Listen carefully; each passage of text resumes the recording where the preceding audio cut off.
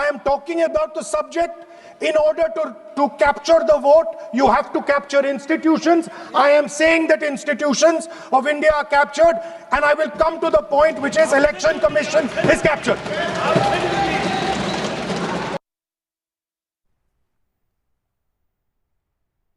നമസ്കാരം. തെരഞ്ഞെടുപ്പ് കമ്മീഷന് നിയമപരമായി SIR നടത്താൻ അവകാശമില്ലെന്നും അത് നിർത്തണമെന്നും കോൺഗ്രസ്. പല സംസ്ഥാനങ്ങളിലും SIR നടക്കുന്നുണ്ട്. പക്ഷേ നിയമപരമായി ഇലക്ഷൻ കമ്മീഷന് SIR നടത്താൻ അവകാശമില്ല. ഭരണഘടനയിലോ നിയമത്തിലോ SIRന് വ്യവസ്ഥയുമില്ല. ഏതെങ്കിലും നിയോജക മണ്ഡലത്തിൽ പട്ടികയിൽ എന്തെങ്കിലും തെറ്റുണ്ടെങ്കിൽ അത് രേഖപ്പെടുത്തുകയും പരസ്യമാക്കുകയും ചെയ്യേണ്ടതുണ്ട്. ആ കാരണങ്ങളാൽ പട്ടിക തിരുത്താമെന്നത് ഇലക്ഷൻ കമ്മീഷന്റെ അവകാശമാണ്. അതിനുശേഷം മാത്രമേ നിങ്ങൾക്ക് SIR നടത്താൻ കഴിയൂ എന്നാണ് കോൺഗ്രസ് വ്യക്തമാക്കുന്നത്. ഇതനുസരിച്ച് ബീഹാറിലോ കേരളത്തിലോ SIR നടപ്പിലാക്കാൻ കഴിയില്ല എന്ന് കോൺഗ്രസ് കൂട്ടിച്ചേർക്കുന്നു. ഇന്ന് 10 മണിക്കൂർ ചർച്ച പാർലമെന്റിൽ SIR സംബന്ധിച്ച് പുരോഗമിക്കുകയാണ്. SIR നിയമവിരുദ്ധമോ, ജനാധിപത്യത്തെ കശാപ്പ് ചെയ്യുന്ന നടപടിയോ, തെരഞ്ഞെടുപ്പ് കമ്മീഷനെ BJP വരുതിയിലാക്കിയോ? ഈ ചോദ്യങ്ങളാണ് ഡിബേറ്റ് 360 ചർച്ചയ്ക്ക് വിധേയമാക്കുന്നത്. സ്വാഗതം വിശദമായ ചർച്ചയിലേക്ക്. ഈ ചർച്ചയിൽ എന്നോടൊപ്പം 1 മണിക്കൂറിൽ പങ്കെടുക്കുന്ന അതിഥികൾ: രജിത് രവീന്ദ്രൻ കോൺഗ്രസിൽ നിന്ന്, BJPയിൽ നിന്ന് P. കൃഷ്ണദാസ്, ഇടത് നിരീക്ഷകൻ LR വിനയചന്ദ്രൻ, ഒപ്പം രാഷ്ട്രീയ നിരീക്ഷകൻ പ്രൊഫസർ AG ജോർജ് എന്നിവരാണ്. ആദ്യം കോൺഗ്രസ് നേതാവിലേക്ക് ശ്രീ രജിത് രവീന്ദ്രൻ. നോക്കൂ, പാർലമെന്റിൽ SIRനെ അടിസ്ഥാനമാക്കി 10 മണിക്കൂർ ചർച്ച അവിടെ പുരോഗമിക്കുകയാണ്. ഇന്ന് കോൺഗ്രസ് ശക്തമായി ഈ വിഷയത്തിൽ അവരുടെ നിലപാട് നടത്തുന്ന കാഴ്ച നമ്മൾ കണ്ടു. ജനാധിപത്യത്തെ പാപ്പരാക്കുന്ന രീതിയിലുള്ള തെരഞ്ഞെടുപ്പ് വാഗ്ദാനങ്ങൾ, അതോടൊപ്പം തന്നെ തെരഞ്ഞെടുപ്പ് കമ്മീഷന്റെ വിശ്വാസ്യതയൊക്കെ കോൺഗ്രസ് ഇന്ന് ചോദ്യം ചെയ്യുകയാണ്. രാഹുൽ ഗാന്ധി, മനീഷ് തിവാരി അടക്കം കൂടുതൽ ആളുകൾ, പ്രതിപക്ഷം ഒന്നടങ്കം ഈ വിഷയവുമായി ബന്ധപ്പെട്ട ശക്തമായ നിലപാടുകൾ ഇന്ന് സ്വീകരിക്കുന്നത് കണ്ടു. SIR നിയമവിരുദ്ധമാണ്. ഒരു സംസ്ഥാനത്ത് ആകെ ഈ SIR നടപ്പിലാക്കാൻ തെരഞ്ഞെടുപ്പ് കമ്മീഷൻ അവകാശമില്ല. ഏതെങ്കിലും ഒരു 1-2 മണ്ഡലത്തിൽ മാത്രം നടത്താനുള്ള അവകാശം, പരിധി മാത്രമാണ് തെരഞ്ഞെടുപ്പ് കമ്മീഷനുള്ളത്. അങ്ങനെ ഇരിക്കെ അത് നിയമവിരുദ്ധമാണ് എന്നാണ് കോൺഗ്രസ് സ്ഥാപിക്കുന്നത്. ജനാധിപത്യത്തെ അക്ഷരാർത്ഥത്തിൽ കശാപ്പ് ചെയ്യുന്ന നടപടി അല്ലേ SIRലൂടെ ഇത് വ്യക്തമാക്കുന്നത്? എന്താണ് കോൺഗ്രസ് വിചാരിക്കുന്നത്? ഈ ആർട്ടിക്കിൾ 327 പ്രകാരം ഈ വോട്ടർ പട്ടികയുമായിട്ടുള്ള നിയമനിർമ്മാണങ്ങൾക്ക് അത് കേന്ദ്രീകരിക്കുന്നത് പാർലമെൻറ്റിലാണ്. അത് ഒരു സ്വതന്ത്രമായി ഈ പറയുന്ന ഇലക്ഷൻ കമ്മീഷൻ്റെ ഒരു അവകാശമല്ല. ഒരു ജനാധിപത്യ വ്യവസ്ഥിതിയിൽ ഒരു പൗരൻ, വോട്ടറായ ഒരു പൗരനും മത്സരിക്കുന്ന പാർട്ടികളും തമ്മിലുള്ള ഒരു പ്രോസസ്സാണ് നടക്കുന്നത്. ആ പ്രോസസ്സിനെ ഒരു ഏകാധിപത്യത്തിലൂടെ കൊണ്ടുപോകാനുള്ള BJPയുടെ ശ്രമത്തിൻ്റെ ഭാഗമാണ്. ഇപ്പോൾ ഒരു സോഷ്യൽ കോസാണ് ഉദ്ദേശിക്കുന്നത് എന്നുണ്ടെങ്കിൽ, അല്ലെങ്കിൽ ഒരു രാജ്യസുരക്ഷയുടെ ഭാഗമായിട്ടാണ് ഇത് ഉദ്ദേശിക്കുന്നതെന്നുണ്ടെങ്കിൽ, ഇത് ചെയ്യാൻ ഇവർക്ക് മുൻകൂട്ടി തയ്യാറാക്കിയ പദ്ധതി പ്രകാരം ഇത് നിരന്തരമായി പാർലമെൻറ്റിൽ ചർച്ച ചെയ്തുകൊണ്ട് ഒരു ദ്രുതഗതിയിലുള്ള ഒരു പ്രോസസ്സ് അല്ലാതെ കാലാകാലങ്ങളായി ഒരു കുറച്ച് സമയമെടുത്തുകൊണ്ട് ഇത് ചെയ്യാൻ കഴിയും. പക്ഷേ ഇതൊരു അജണ്ടയുടെ ഭാഗമായിട്ട് BJP സർക്കാർ ഇതിനെ മുന്നോട്ട് കൊണ്ടുവരികയാണ്. കാരണം ഒരു സുതാര്യമായിട്ടുള്ള ഒരു വിഭാഗമാണ് ഈ പറയുന്ന നമ്മുടെ ഇലക്ഷൻ കമ്മീഷൻ ആയിരുന്നുവെങ്കിൽ നമുക്ക് സ്വതന്ത്രമായി പറയാൻ കഴിയും. ജ്ഞാനേഷ് കുമാർ വളരെ ജെന്യുവനായിട്ടുള്ള ഒരു ഇലക്ഷൻ കമ്മീഷണറാണ്, അദ്ദേഹത്തിൻ്റെ നടപടിയെ നമ്മൾ സ്വാഗതം ചെയ്യുന്നു എന്ന് പറയാം. പക്ഷേ കഴിഞ്ഞ കാലങ്ങളിൽ, ഇപ്പോൾ ഏറ്റവും അടുത്ത ബീഹാർ തെരഞ്ഞെടുപ്പിൽ വരെ നമ്മൾക്ക് വളരെ വ്യക്തമായി കാണാൻ കഴിഞ്ഞ കാര്യങ്ങളുണ്ട്. അതിൻ്റെ ഇപ്പോൾ സുപ്രീം കോടതിയിലടക്കം ഇന്ത്യ മുന്നണി മുന്നോട്ട് വെക്കുന്ന ഒരുപാട് സംശയങ്ങളുണ്ട്. അത് ഈ പറയുന്ന പോലെ അവർ ഇലക്ഷൻ കമ്മീഷന് ചോദിച്ച ചോദ്യങ്ങളിൽ ഒരു ചോദ്യത്തിന് പോലും മറുപടി കൊടുക്കാൻ കഴിയുന്നില്ല. അതൊരു ഏജൻസിയായി, BJP ഗവൺമെൻറ്റിൻ്റെ ഒരു ഏജൻസിയായി പ്രവർത്തിച്ചു കൊണ്ടിരിക്കുകയാണ്. അത് ഇപ്പോൾ EDയെയും CBIയെയും ഈ പറയുന്ന കേന്ദ്ര ഏജൻസികളെയെല്ലാം ഒരു രാഷ്ട്രീയ അല്ലെങ്കിൽ ഒരു പൊളിറ്റിക്കൽ ടൂളായി ഉപയോഗിച്ചുകൊണ്ട് എന്ന് വെച്ചാൽ പ്രതിപക്ഷത്തെ അല്ലെങ്കിൽ ജനാധിപത്യത്തിന് ഒരു വാല്യൂവും കൊടുക്കാതെ ഒരു സ്വതന്ത്രമായ അല്ലെങ്കിൽ BJPയുടെ ഒരു സബ് ഏജൻസി ആയിട്ട്, അവരുടെ ഒരു സെല്ലായിട്ട് മാത്രം മുമ്പോട്ട് കൊണ്ടുപോകുന്ന ഒരു പ്രോസസ്സിനെ നമ്മൾക്ക് എങ്ങനെ അംഗീകരിക്കാൻ കഴിയുമെന്നുള്ളതാണ്. ഞാൻ പോയിന്റിലോട്ട് വരാം. ഈ പറയുന്ന ഈ വോട്ടവകാശത്തിന് പിന്നെ പ്രായപരിധി 21 നിന്ന് 18 ആക്കിയത് രാജീവ് ഗാന്ധിയാണ്. അപ്പോൾ ആ കാലയളവിൽ യുവാക്കൾക്കെല്ലാം അവസരം കിട്ടി എന്ന് പറയുന്ന വലിയൊരു അപ്രീസിയേഷനാണ് ഈ പൊതുജനങ്ങളിൽ നിന്നും അന്ന് രാജീവ് ഗാന്ധിക്ക് ഉണ്ടായത്. അപ്പോൾ ഇന്ന് ഈ പറയുന്ന ഒരു ഇതാണ് ഒരു റിവിഷനിലൂടെ നടപ്പിലാക്കാൻ ശ്രമിക്കുന്നത് ഒരൊറ്റ ഘട്ടത്തിലൂടെ അങ്ങ് നടപ്പിലാക്കാൻ കഴിയുക എന്ന് പറയുന്നത് അത് കൃത്യമായൊരു പൊളിറ്റിക്കൽ അജണ്ടയാണെന്ന് മനസ്സിലാക്കാത്തതല്ല. നമ്മളൊരു പൊളിറ്റിക്കൽ പ്രോസസ്സിൻ്റെ ഭാഗമായിട്ട് നമുക്ക് നോക്കിയാൽ നമുക്കറിയാം പല രാഷ്ട്രീയ പാർട്ടികളും ഇപ്പം നമ്മൾ ഇന്ന് തന്നെ ഒരു തദ്ദേശീയ സ്വയംഭരണ തെരഞ്ഞെടുപ്പിൻ്റെ ഭാഗമായിട്ട് അതിൻ്റെ പ്രോസസ്സ് കഴിഞ്ഞിട്ടിരിക്കുന്നവരാണ് നമ്മളെല്ലാം. അപ്പോൾ ഇന്ന് പല സ്ഥലങ്ങളിലെയും വോട്ട് നഷ്ടപ്പെട്ട പലരും വന്നിരിക്കുകയാണ്. അവരറിഞ്ഞിട്ടില്ല അവരുടെ വോട്ട് നഷ്ടപ്പെട്ടത്. അപ്പോൾ ഈ നഷ്ടപ്പെട്ടു എന്ന് അറിയുന്നത് തന്നെ ഇന്ന് പോളിംഗ് ബൂത്തിലേക്ക് അവർ വരുമ്പോൾ അവരുടെ വോട്ട് ചെക്ക് ചെയ്യുമ്പോഴൊക്കെയാണ്, അല്ലെങ്കിൽ അവരുടെ ലിസ്റ്റിൽ പേരില്ല എന്നൊക്കെ അറിയുന്നത്. പെട്ടെന്നൊരു സുപ്രഭാതത്തിൽ അറിയുന്ന ആൾക്കാർ പറയും ഞങ്ങൾ കഴിഞ്ഞ പ്രാവശ്യം വോട്ട് ചെയ്തതാണല്ലോ, കഴിഞ്ഞ നിയമസഭയിൽ വോട്ട് ചെയ്തതാണല്ലോ, എന്തുകൊണ്ട് ഞങ്ങളുടെ പേരില്ല എന്നൊരു ചോദ്യം പൊതുജനങ്ങളുടെ ഭാഗത്ത് നിന്ന് വരുമ്പോൾ പാനിക്കായിട്ടാണ് അവർ ചോദിക്കുന്നത് ഇതെന്താണ് ഇതിൻ്റെ ഒരു പ്രോസസ്സ്. അപ്പോൾ അതിൽ കൃത്യമായ ഇടതുപക്ഷത്തിനൊക്കെ പല സ്ഥലങ്ങളിലും ചില ധാരണകളൊക്കെ ഉണ്ട്. അവർ നേരത്തെ വോട്ടുകൾ വെട്ടിക്കുന്നു എന്നുള്ളതൊക്കെ നമ്മുടെ എക്സ്പീരിയൻസ്, പൊളിറ്റിക്കൽ എക്സ്പീരിയൻസ്, നമ്മൾ ഫീൽഡിൽ വർക്ക് ചെയ്യുന്നത് നമ്മൾ അനുഭവിച്ചിട്ടുള്ളത് തന്നെയാണ്. ഈ ഇന്ത്യയുടെ ഒരു സ്വഭാവം ഒരു ജനാധിപത്യ സംസ്കാര രീതിയാണല്ലോ. ഇത് നമ്മൾ വളരെ വളരെ കാലങ്ങളായി ആ ഒരു സുതാര്യത വെച്ചുകൊണ്ട് തന്നെയാണ് മുൻപോട്ട് പോകുന്നത്. ഇതിൽ യാതൊരു തരത്തിലുള്ള ഒരു വെള്ളം ചേർക്കലും ഈ പറയുന്ന പോലെ ഇലക്ഷൻ പ്രോസസ്സിൽ നമ്മൾ എന്ന് മോദി സർക്കാർ അധികാരത്തിൽ വന്നു ഇന്നും ഈ കാലയളവിലും നമ്മൾ സംസാരിക്കുന്നത് ഈ വോട്ടർ പ്രോസസ്സിനകത്തുള്ള ഈ പറയുന്ന കൃത്രിമത്വത്തെക്കുറിച്ച് തന്നെയാണ് സംസാരിക്കുന്നത്. അതിൽ വിശ്വാസ്യത നഷ്ടപ്പെട്ടു.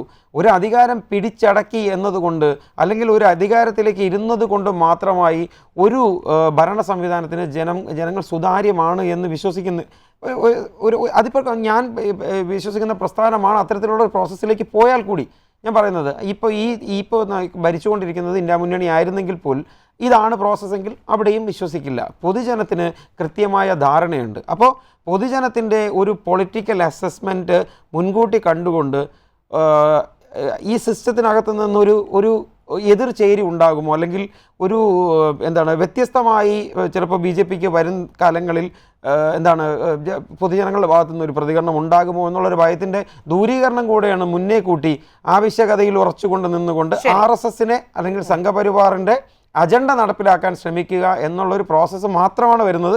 അത് ബീഹാറിൽ വ്യക്തമാണ്. ഞാൻ അങ്ങിലേക്ക് വരാം. ശ്രീ പി കൃഷ്ണദാസ്, നോക്കൂ, തെരഞ്ഞെടുപ്പ് കമ്മീഷന് വലിയ തരത്തിലുള്ള രൂക്ഷ വിമർശനമാണ് ഇന്ന് പാർലമെന്റിൽ മുഴങ്ങിക്കേട്ടത് പ്രതിപക്ഷത്തിന്റെ ഭാഗത്തു നിന്നും.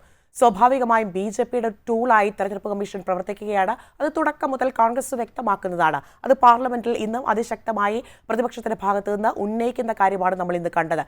അതായത് പ്രതിപക്ഷത്തോടൊപ്പം ഇത് പ്രതിപക്ഷത്തിന്റെ മാത്രം കാര്യമല്ല, എല്ലാ ജനങ്ങളുടെയും, നമ്മുടെ പൊതുജനം ഒന്നാകെ ആ വലിയ തരത്തിലുള്ള ഒരു വിശ്വാസം തെരഞ്ഞെടുപ്പ് കമ്മീഷനിൽ തുടക്കം മുതൽ അർപ്പിച്ചിരുന്ന ആ വിശ്വാസം ഇന്ന് നഷ്ടമായിരിക്കുന്നു എന്നുള്ളതാണ് കോൺഗ്രസ് നേതാക്കൾ ഇന്ന് വ്യക്തമാക്കിയത്. രാഹുൽ ഗാന്ധി അടക്കം അത് വ്യക്തമാക്കിയത്. നോക്കൂ, SIR അത് നിയമവിരുദ്ധമായാണ് നടപ്പാക്കുന്നത്. ഈ തെരഞ്ഞെടുപ്പ് കമ്മീഷന് ഒരു സംസ്ഥാനത്ത് ഒട്ടാകെ ഇത്തരത്തിലുള്ള നടപടികൾ ചെയ്യാൻ തെരഞ്ഞെടുപ്പ് കമ്മീഷന് അവകാശമില്ല എന്നടക്കമുള്ള കാര്യങ്ങൾ രാഹുൽ ഗാന്ധി അടക്കം വ്യക്തമാക്കുന്ന ഒരു സാഹചര്യമാണ്. മനീഷ് തിവാരിയുടെ ഭാഗത്തു നിന്നും അത്തരത്തിലുള്ള പ്രതികരണങ്ങൾ ഇന്ന് പാർലമെന്റിൽ മുഴങ്ങിക്കേട്ടു. ഈ SIRന്റെ യഥാർത്ഥ ലക്ഷ്യം എന്താണ്? അതായത് ഞാൻ ചോദിച്ചോട്ടെ, കൂടുതൽ ആളുകളെ ഉൾപ്പെടുത്തുന്നതാണോ അതോ ഉള്ള ആളുകളെ വെട്ടിമാറ്റുന്ന ഒരു നടപടിയിലേക്കാണോ SIR കൊണ്ടുവന്നെത്തിക്കുന്നത്?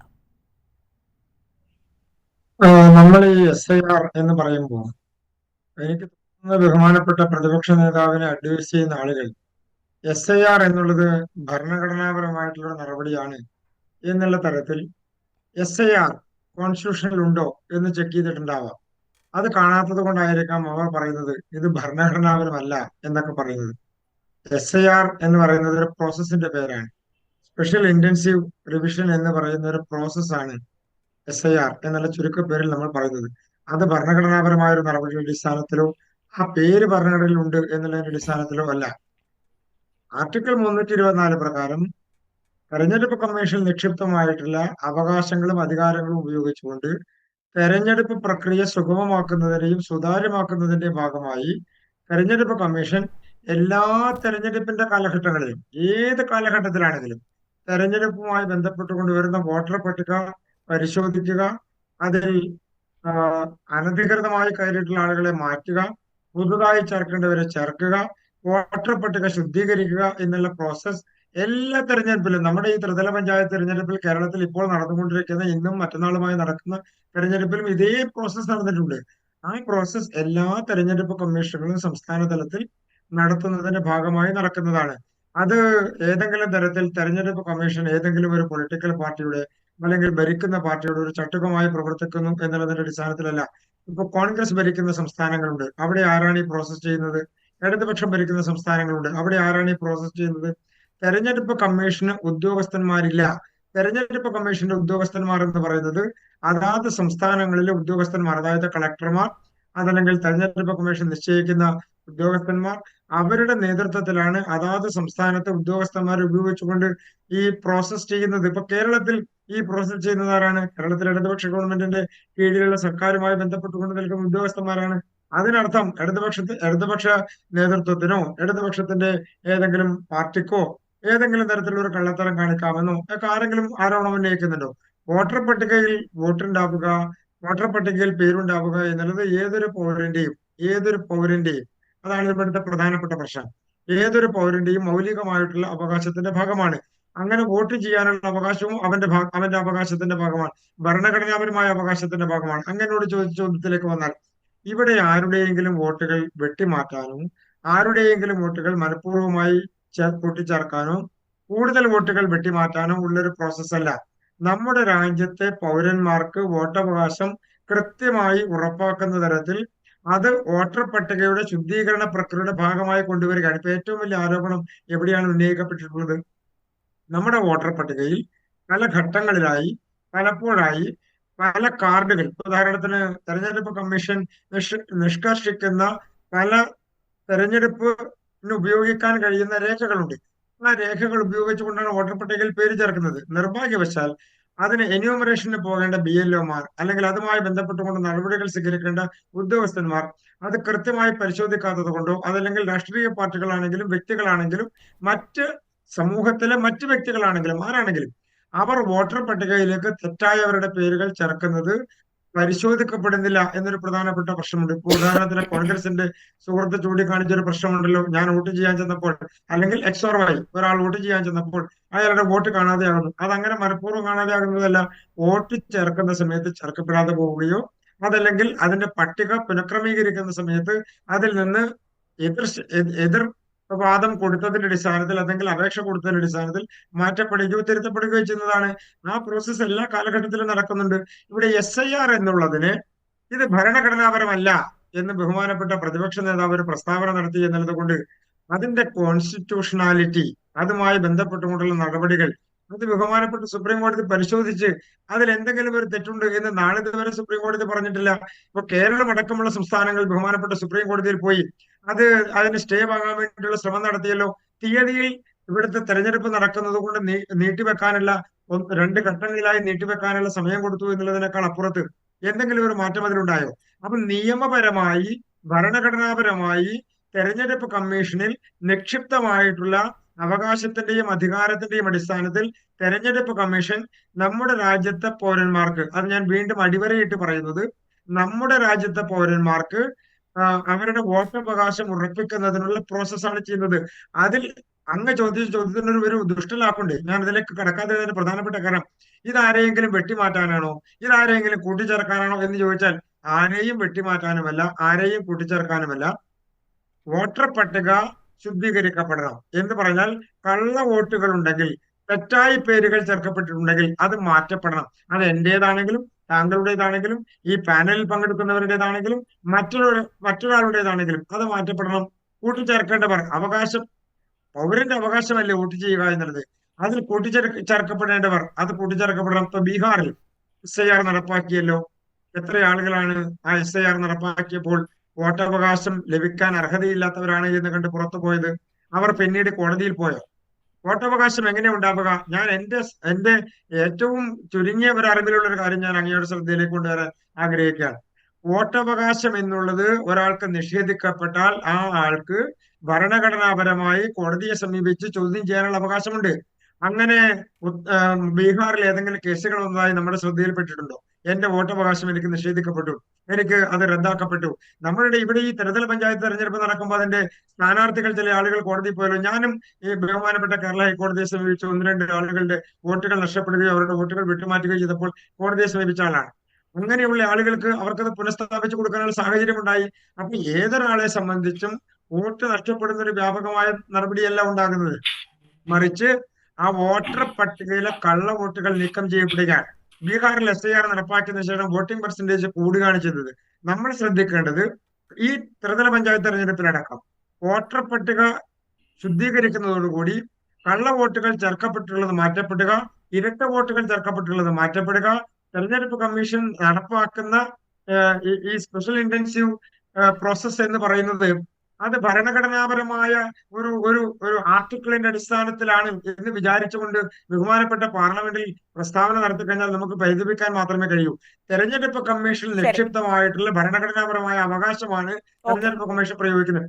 വോട്ടർ പട്ടിക പുനഃക്രമീകരിക്കുക എന്ന് പറഞ്ഞാൽ, അല്ലെങ്കിൽ ശുദ്ധീകരിക്കുക എന്ന് പറഞ്ഞാൽ, വോട്ടവകാശമുള്ള ആളുകളെ പട്ടികയിൽ ഉൾപ്പെടുത്തുക എന്നുള്ളതാണ്.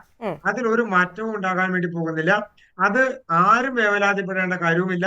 വോട്ടുള്ളവർക്ക് മാത്രമേ, അവകാശമുള്ളവർക്ക് മാത്രമേ വോട്ട് ചെയ്യാൻ വേണ്ടി കഴിയൂ. അതിൽ ഞങ്ങൾക്ക് കഴിഞ്ഞ തവണ ഇത്ര വോട്ട് കിട്ടി, ഈ തവണ ഇത്ര വോട്ട് കിട്ടിയില്ലല്ലോ. എനിക്ക് കോൺഗ്രസ്സുകാരോട് ഒറ്റ കാര്യമേ പറയാനുള്ളൂ.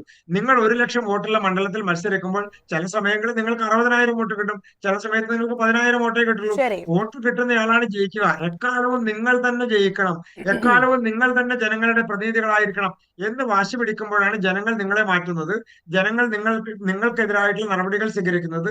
ജനങ്ങളുടെ അധികാരമാണ് നിങ്ങൾക്ക് അധികാരം, ജനങ്ങളുടെ വോട്ടവകാശമാണ് അവർ വിനിയോഗിക്കുന്നത്. ചിലപ്പോൾ നിങ്ങളെ അധികാരത്തിലേറ്റും, ചിലപ്പോൾ ഞങ്ങളെ അധികാരത്തിലേറ്റും, ചിലപ്പോൾ ഇടതുപക്ഷത്തെ അധികാരത്തിലേറ്റും, ചിലപ്പോൾ വോട്ട് കുറയും, ചിലപ്പോൾ വോട്ട് കൂടും, ചിലപ്പോൾ വൻ ഭൂരിപക്ഷം ലഭിക്കും. നിങ്ങൾ എല്ലാവരും കൂടി ചേർന്ന് തൃശ്ശൂരിൽ ശ്രീ സുരേഷ് ഗോപിയെ തോൽപ്പിക്കാൻ വേണ്ടി ശ്രമിച്ചല്ലോ, തോറ്റോ? ഇല്ലല്ലോ. അദ്ദേഹത്തെ ജനങ്ങൾ വോട്ട് ചെയ്ത് ജയിപ്പിച്ചു. അപ്പൊ നിങ്ങൾ ചിന്തിക്കുന്നതല്ല ജനങ്ങൾ ചിന്തിക്കുന്നത്, നിങ്ങൾ ചിന്തിക്കുന്നത് തന്നെ ജനങ്ങൾ ചിന്തിക്കണം, നിങ്ങൾ ചിന്തിക്കുന്നതിന് വോട്ടർമാർ ചിന്തിക്കണം, നിങ്ങൾ പറയുന്നതനുസരിച്ച് വോട്ടർമാർ ചെയ്യണം. അങ്ങനെയൊന്നും ഈ രാജ്യത്ത് ഒരു ലിഖിത നിയമമോ അലിഖിത നിയമമോ ഇല്ല. ജനങ്ങൾ വിലയിരുത്തുകയാണ് സ്ഥാനാർത്ഥികളെയും പാർട്ടികളെയും. അവർ ജനാധിപത്യ ബോധത്തിന്റെ ബി ഗോപാലകൃഷ്ണന്റെ പ്രസ്താവന നമ്മുടെ പൊതുമണ്ഡലത്തിലുണ്ട്, നമുക്ക് മുൻപിലുണ്ട്. അതടക്കം രാഹുൽ ഗാന്ധി ഉദാഹരണം ചൂണ്ടിക്കാട്ടി രാഹുൽ ഗാന്ധി ഈ വോട്ട് കൊള്ളയുമായി നടത്തിയ ആ വാർത്താ സമ്മേളനം നമ്മുടെ ഓർമ്മയിലുണ്ട്. BJP നേതാക്കൾ പല കാര്യങ്ങൾ ഇതുമായി ബന്ധപ്പെട്ട് പറഞ്ഞത് നമ്മുടെ ഓർമ്മയിലുണ്ട്. ഞാൻ അങ്ങയിലേക്ക് വരാം. പ്രൊഫസർ AG ജോർജ് നോക്കൂ, വോട്ട് ചെയ്യാനുള്ള അവകാശം ഒരു പൗരന്റെ, അത് ജനാധിപത്യപരമായ ഭരണഘടനാപരമായ അവകാശമാണ്. അത് ഇല്ലാതാക്കാൻ, അല്ലെങ്കിൽ ആ ജനാധിപത്യ പ്രക്രിയയിൽ എടുക്കുന്ന അത്തരത്തിലൊരു നിഷേധിക്കപ്പെടലിൻ്റെ ഒക്കെ ഒരു തീരുമാനം ഉണ്ടാകുന്നത് ഇത്തരത്തിലുള്ള കാര്യങ്ങൾ വരുമ്പോഴാണ്. നോക്കൂ, ഇവർ പറയുകയാണ്, BJP ആവർത്തിച്ച് പറയുകയാണ്, ഈ വോട്ടർ പട്ടിക ശുദ്ധീകരിക്കപ്പെടുക അല്ലെങ്കിൽ കള്ള വോട്ടുകൾ ഇല്ലാതാക്കുക എന്ന ലക്ഷ്യത്തിലാണ് ഇത്തരത്തിൽ ഈ നടപടികളൊക്കെയും പോകുന്നത് എന്നുള്ളതാണ്. എത്രത്തോളം ആത്മാർത്ഥതയുണ്ട് ഈ പ്രതികരണത്തിൽ?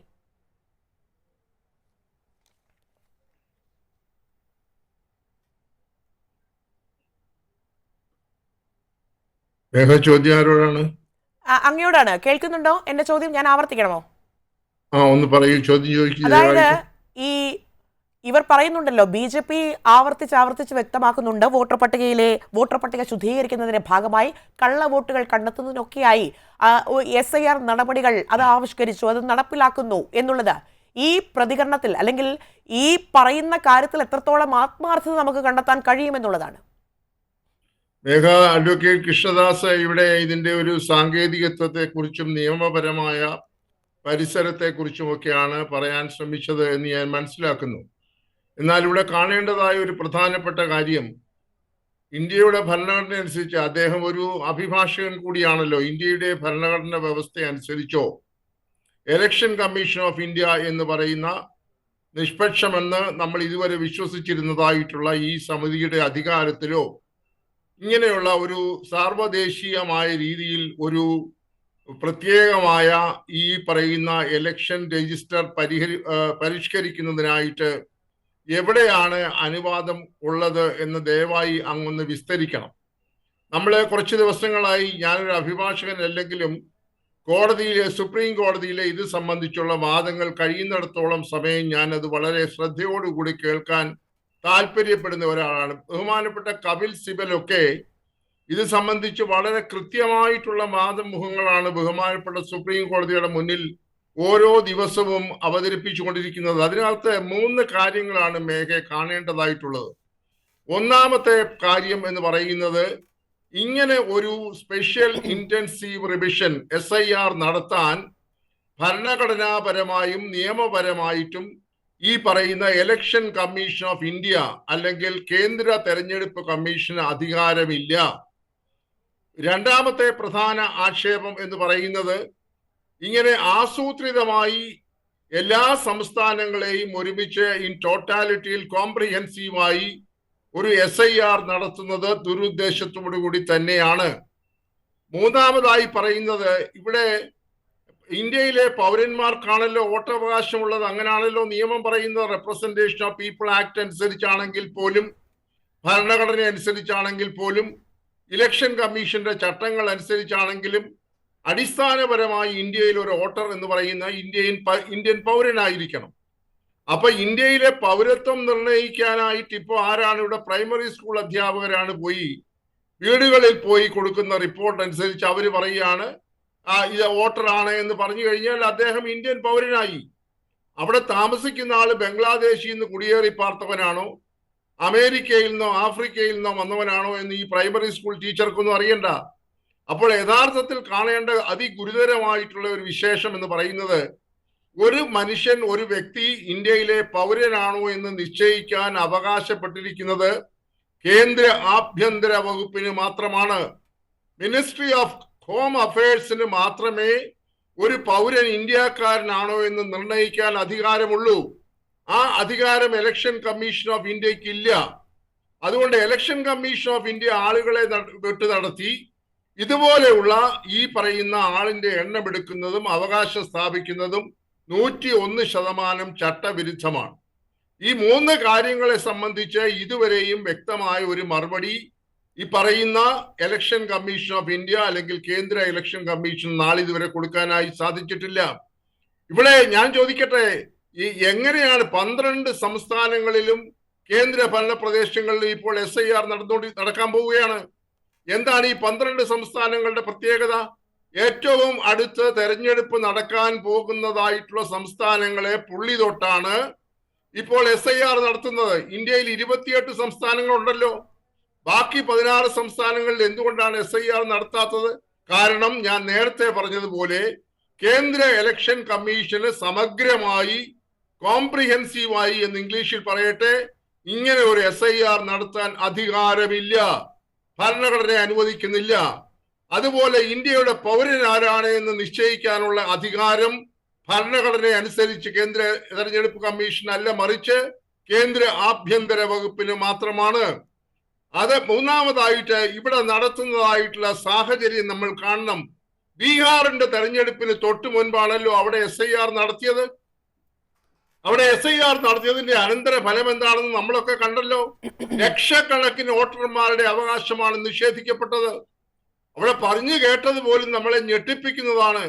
അവിടെ ഹരിയാനയിൽ നിന്നൊക്കെ 3 സ്പെഷ്യൽ ട്രെയിൻ പിടിച്ചാണ് ആളുകളെ കൊണ്ടുവന്ന് ബീഹാറിൽ വോട്ട് ചെയ്യിച്ചതെന്നുള്ള ആരോപണമുണ്ട്. ഞാൻ ആ ആരോപണത്തെ കുറിച്ചൊന്നും വിശദമായി പറയാൻ എൻ്റെ കയ്യിൽ തെളിവുകളില്ല. ഞാൻ മാധ്യമങ്ങളിൽ നിന്ന് കിട്ടുന്ന റിപ്പോർട്ടുകളുടെ അടിസ്ഥാനത്തിൽ പറയുകയാണ്. തിരുത്തണമെന്നുണ്ടെങ്കിൽ തിരുത്താൻ തയ്യാറാണ്. ഹരിയാനയിൽ എന്താ സംഭവിച്ചത്? ഹരിയാനയിൽ ഇതുപോലെ ലക്ഷക്കണക്കിന് വോട്ടർമാരെ വെട്ടിനിരത്തി. അപ്പോൾ ഇത് നടന്ന സ്ഥലങ്ങളിലെല്ലാം യാതൊരു തരത്തിലുള്ള നീതിബോധമോ നൈതികതയോ ഇല്ലാതെ കുറെ ആളുകളെ ഏകപക്ഷീയമായി വോട്ടർ പട്ടികയിൽ നിന്ന് മാറ്റുക എന്ന ദുഷ്ടലാക്കോടുകൂടി തന്നെയാണ്, ഞാൻ ആ വാക്ക് അടിവരയിടുന്നു, ദുരുദ്ദേശത്തോടുകൂടിയും ദുഷ്ടലാക്കോടുകൂടിയുമാണ് ഈ പറയുന്ന സ്പെഷ്യൽ ഇന്റൻസീവ് റിവിഷൻ എന്നതുമായി രംഗത്ത് വന്നിരിക്കുന്നത്. ഇവിടെ ഒരു കാര്യം കാണണം, നമ്മൾ എങ്ങനെയാണ് സാധാരണ ഇന്ത്യയിലെ പൗരന്മാർ, മേഘ നിങ്ങളൊക്കെ കോളേജിൽ പഠിച്ചവരും അതുപോലെ തന്നെ നിങ്ങൾ മാധ്യമ പ്രവർത്തനം പഠിച്ചാണ്, എങ്ങനെയാണ് ഒരു രാജ്യത്തിന്റെ ജനസംഖ്യ കണക്കിലെടുക്കുന്നത്? അതിന്റെ അടിസ്ഥാനപരമായ പ്രമാണം എന്ന് പറയുന്നത് സെൻസസ് ആണ്. സെൻസസ് എന്ന് പറയുന്ന ഒരു മെഷീനറി ഇന്ത്യയിൽ പ്രവർത്തിക്കുന്നുണ്ട്.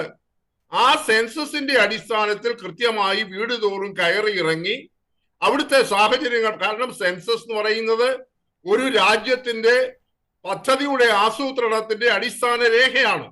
അപ്പോൾ അങ്ങനെ വരുമ്പോൾ അതിനകത്തെ കൃത്യമായിട്ടുള്ള ഒരു കണക്കുണ്ട്. അതിന് നമുക്ക് കേന്ദ്രീകൃതമായ സംവിധാനമുണ്ട്. മേഘയ്ക്കറിയാമോ, 2011 ഇവിടെ ഏറ്റവും ഒടുവിൽ സെൻസസ് നടക്കുന്നത്. 10 വർഷത്തിൽ ഒരിക്കലാണ് സെൻസസ് നടക്കേണ്ടത്. 2021 രണ്ടാമത് സെൻസസ് നടക്കേണ്ടതായിരുന്നു. മേഘ ഓർക്കണം, 2021 കോവിഡിന്റെ വ്യാപനം ഉണ്ടായപ്പോൾ പല കാരണങ്ങളാൽ സെൻസസ് നടന്നില്ല. അപ്പോൾ ഇനിയും ചെയ്യേണ്ടത് സ്വാഭാവികമായി 2031 നടത്തിയാൽ മതി. എന്നാൽ ഇപ്പോൾ കേൾക്കുന്നത് 2027 സെൻസസ് നടക്കാൻ പോവുകയാണ് എന്ന വാർത്ത പുറത്തു വരുന്നുണ്ട്. അങ്ങനെയാണെങ്കിൽ എന്തിനാണ് ഈ അമിതമായ ആവേശം ഇപ്പോൾ ഇവിടെ? അതുപോലെ തന്നെ വോട്ടേഴ്സിന്റെ പട്ടിക അപ്ഡേറ്റ് ചെയ്യുന്നതിനും അത് കൃത്യമാക്കുന്നതിനുമാണെങ്കിൽ ഇവിടെ ഒരു സംവിധാനം നിലവിലുള്ള മേഘ. അതായത് കാലാകാലങ്ങളിൽ തെരഞ്ഞെടുപ്പ് നടക്കുന്നതിന് തൊട്ടു മുൻപായി സംസ്ഥാനങ്ങളിൽ ആണെങ്കിൽ അങ്ങനെ, പാർലമെന്റിലാണെങ്കിൽ അങ്ങനെ, അതിന് തൊട്ടു മുമ്പ് ഈ ഡ്രാഫ്റ്റ് വോട്ടേഴ്സ് ലിസ്റ്റ് പ്രസിദ്ധീകരിക്കുക. അതിലാരെങ്കിലും വിട്ടുപോയെങ്കിൽ അവർക്ക് പേര് ചേർക്കാൻ അവകാശം കൊടുക്കുക. അത് അല്ലെങ്കിൽ അവരോട് ഹാജരാകാൻ പറഞ്ഞവരിൽ നിന്ന് മൊഴിവെടുക്കുക, തെളിയെടുക്കുക. ഇതൊക്കെ കാലാന്തരങ്ങളായി നടന്നുകൊണ്ടിരിക്കുന്നതാണ് സ്വതന്ത്ര ഭാരതത്തിൽ. അങ്ങനെ ഒരു സംവിധാനം നമുക്കിവിടെ വോട്ടേഴ്സ് ലിസ്റ്റ് പരിഷ്കരിക്കാനും അപ്ഡേറ്റ് ചെയ്യാനും ഉണ്ടായിരിക്കെ അതിനെയെല്ലാം പതുക്കെ മാറ്റി വെച്ചുകൊണ്ട് ഈ ഒരു പുതിയ അടവുമായി ഇറങ്ങിയിരിക്കുകയാണ് എന്ന കാര്യത്തിൽ യാതൊരു തർക്കവുമില്ല. അതുകൊണ്ട് ഞാൻ എന്റെ ഒന്നാം ഭാഗത്ത് പറയുന്നു 3 കാരണങ്ങളാൽ. ഒന്ന്, ഭരണഘടനാപരമായി ഈ പറയുന്ന കേന്ദ്ര തെരഞ്ഞെടുപ്പ് കമ്മീഷൻ ഇങ്ങനെ ഒരു SIR നടത്താൻ അവകാശമില്ല. 2, ഇന്ത്യയിൽ വോട്ടവകാശമുള്ള പൗരന്മാർ ആരാണെന്ന് നിശ്ചയിക്കാനുള്ള അധികാരം ഈ പറയുന്ന കേന്ദ്ര തെരഞ്ഞെടുപ്പ് കമ്മീഷനില്ല, കേന്ദ്ര ആഭ്യന്തര വകുപ്പിനാണ്. 3, ഈ തരത്തിൽ കോംപ്രിഹെൻസീവായി സംസ്ഥാനങ്ങളെ എല്ലാം ബാധിക്കുന്ന തരത്തിൽ 12 സംസ്ഥാനങ്ങളെയും യൂണിയൻ ടെറിട്ടറീസിനെ ഉൾപ്പെടുത്തിക്കൊണ്ടുള്ള ഒരു പരിഷ്കാരം നടത്താൻ കേന്ദ്ര തെരഞ്ഞെടുപ്പ് കമ്മീഷൻ അധികാരമില്ല. റെപ്രസെന്റേറ്റീവ്സ് ഓഫ് പീപ്പിൾ ആക്ട് അനുസരിച്ച് അവകാശമില്ല. അതും ചട്ടലംഘനമാണ്. ഈ 3 കാരണങ്ങളാൽ ഈ SIR നടത്താൻ കേന്ദ്ര തെരഞ്ഞെടുപ്പ് കമ്മീഷന് അവകാശമില്ല. ദുരുദ്ദേശമുണ്ട്, ദുഷ്ടലാക്കുണ്ട്, വെട്ടി നിരത്താൻ തന്നെ ചെയ്യുന്നതാണ് എന്ന് പറയാൻ എനിക്ക് യാതൊരു മടിയുമില്ല. ഓക്കെ, വ്യക്തമാണ്. ശ്രീ LR വിനേന്ദ്രൻ, നോക്കൂ, ഈ SIR നടപ്പാക്കുന്നതുമായി ബന്ധപ്പെട്ട് അത് ഇപ്പോൾ എല്ലാ ഇടങ്ങളിലും നടപ്പാക്കിക്കൊണ്ടിരിക്കുകയാണ്. ബീഹാറിലാണ് ആദ്യം SIR നടപ്പാക്കിയത്. പിന്നീട് നിയമസഭാ തെരഞ്ഞെടുപ്പ് നടക്കാനിരിക്കുന്ന കേരളത്തിലും പശ്ചിമ ബംഗാളിലും തമിഴ്നാട്ടിലുമൊക്കെ ഈ SIR നടന്നുകൊണ്ടിരിക്കുന്ന ഒരു സാഹചര്യമുണ്ട്. ഈ ഇടങ്ങളിലൊക്കെ 6 മാസത്തിനുള്ളിൽ നിയമസഭാ തെരഞ്ഞെടുപ്പ് വരാൻ കൂടിയിരിക്കുകയാണ്. പോളിംഗ് ബൂത്തിലേക്ക് ആളുകൾ എത്തുന്ന ഒരു സാഹചര്യം കൂടിയുണ്ട്. നോക്കൂ, ഈ SIR വിഷയവുമായി ബന്ധപ്പെട്ട പ്രതിപക്ഷം ശക്തമായ വാദഗതികൾ ഇന്ന് പാർലമെന്റിൽ ഉന്നയിച്ചു. നിയമവിരുദ്ധമാണ് ഇത്, ഭരണഘടനാപരമായി അല്ലെങ്കിൽ നിയമപരമായി യാതൊരു തരത്തിലുള്ള അവകാശവും തെരഞ്ഞെടുപ്പ് കമ്മീഷൻ ഇല്ല, ഒരു സംസ്ഥാനത്തൊട്ടാകെ ഇത് നടപ്പിലാക്കാനുള്ള അവകാശമില്ല എന്നടക്കമുള്ള കാര്യങ്ങൾ കോൺഗ്രസ് ഇന്ന് ശക്തമായി ഉന്നയിക്കുന്നുണ്ട്. പക്ഷേ BJP പറയുന്നത്, അതായത് ഈ വോട്ടർ പട്ടിക ശുദ്ധീകരിക്കുക അല്ലെങ്കിൽ ഇത്തരത്തിൽ ഈ കള്ള വോട്ടുകൾ ഇല്ലാതാക്കുക, അതിന് നാമാവശേഷമാക്കുന്നതിനുള്ള നടപടികളുടെ ഭാഗമായാണ് ഇത്തരത്തിൽ SIR നടപ്പിലാക്കുന്നത് എന്നുള്ളതാണ്.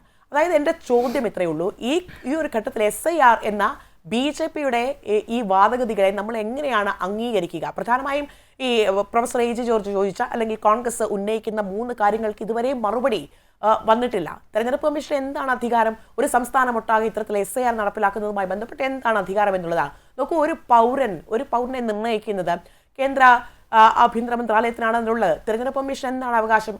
ആ തുടക്കം മുതലുള്ള ചോദ്യങ്ങൾ ഇപ്പോഴും ആവർത്തിച്ചുകൊണ്ടിരിക്കുകയാണ്. ഒരു മറുപടിയും ഈ ഘട്ടത്തിൽ ഇല്ല. കുമാരൻ മേഘ, ഇവിടെ കുറേ ജനതയെ നമ്മുടെ രാജ്യത്ത് നിന്ന് നിഷ്കാസനം ചെയ്യുക എന്ന ഒരു ഹിഡൻ അജണ്ടയുമായി കേന്ദ്രം ഭരിക്കുന്നവർ ഇറങ്ങിത്തിരിച്ചിട്ട് നാളേറെയായി. അങ്ങനെ ഒരു ശ്രമം അത് ആരും അറിയാതെ അല്ലെങ്കിൽ ഒരു പക്ഷമായി കാണിക്കാതെ എങ്ങനെ അത് ചെയ്യാൻ കഴിയും? അതെങ്ങനെ ചെയ്യാൻ കഴിയും എന്നതിന് കണ്ടുപിടിച്ച ഒരു മാർഗമായിട്ട് മാത്രമേ നമുക്ക് ഇതിനെ കാണാൻ കഴിയുള്ളൂ. ഇപ്പോൾ കേരളത്തിൽ നിന്ന് തന്നെ കോടതിയിൽ പറഞ്ഞിരിക്കുന്ന എന്താണ്, 22 ലക്ഷത്തോളം പേർക്ക് ഈ ഫോം തന്നെ കൊടുക്കാൻ കഴിയാത്ത അവസ്ഥയാണ് എന്നുള്ളതാണ് തിരഞ്ഞെടുപ്പ് കമ്മീഷൻ കോടതിയെ അറിയിച്ചിരിക്കുന്നത്. ഈ കേരളത്തിൽ ഇത്രയും ഫോം ഇനി ആളുകളെ കണ്ട് കൊടുക്കേണ്ടതായിട്ടുണ്ട്. അപ്പോഴാണ് ധൃതി പിടിച്ച് ഈ നമ്മുടെ തദ്ദേശ സ്വയംഭരണ സ്ഥാപനങ്ങളിലേക്കുള്ള തിരഞ്ഞെടുപ്പിന് 2 ദിവസം മുമ്പായി ഇതെല്ലാം ചെയ്തു തീർക്കണമെന്ന് പറഞ്ഞ് BLOമാരെ ജോർജ് സാറ് പറഞ്ഞതുപോലെ ഇത് ഭരണഘടന അനുശാസിക്കുന്ന അനുച്ഛേദം 324 18 വയസ്സായവർക്ക് വോട്ടവകാശം നൽകുക എന്നുള്ളതാണ്. ഈ വോട്ടവകാശം എന്ന് പറയുന്നത് ഭരണഘടന നമുക്ക് തരുന്ന അവകാശമാണ് എങ്കിൽ ആ അവകാശത്തിന് മേലുള്ള കടന്നുകയറ്റമാണ്. അത് ജോർജ് സാർ അതിനെക്കുറിച്ച് കുറെ കൂടി സവിസ്തരം അത് പ്രതിപാദിച്ചു പോയി. അപ്പോൾ പൗരൻ്റെ മേലുള്ള അവകാശത്തെ ഇനി എന്താണ്, നിങ്ങൾ കൊണ്ടുവരൂ, 11 തരത്തിലുള്ള രേഖകൾ കൊണ്ടുവരൂ, എങ്കിൽ നിങ്ങൾക്ക് വോട്ടവകാശം നൽകാം.